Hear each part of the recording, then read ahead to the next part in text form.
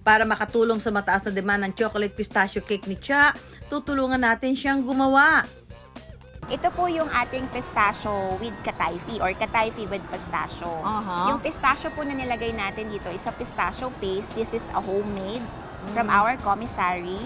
And then, meron po tayong milk chocolate ganache. And then, then itong sponge naman po natin, this is a dark chocolate moist cake. So, pinagpatong-patong po siya ng 2 layer. And then, what we are going to do right now is to coat it with the ganache. Lalagyan mo lang siya Wow! na.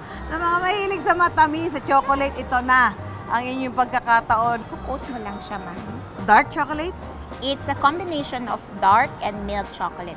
When it comes to baking, pastry, talagang yan, kailangan medyo artistic di ba, chef? Yes, ma'am. Oo. Kaya ako hanggang sa luto na lang ng ulam Kung mahilig sa tsokolate, malamang ito, blockbuster yan, Yes, ma'am. Hindi siya yung tsokolating masakit sa throat. Hindi ka mag-aalala magkakaroon ka ng sore throat. Kapag natapos na ang pag-coat ng ganache, it's time to decorate! Susundan mo lang tong linya. Ano? Linya. Isa-isa lalagay. Oo. Ganyan siya. Ang trabaho pala nito. And then na tayo sa exciting part. Anong oras kaya alas 3 kaya tapos na tayo dito? Bago pa abutin ng siyam-siyam, to the rescue na si Cha sa akin.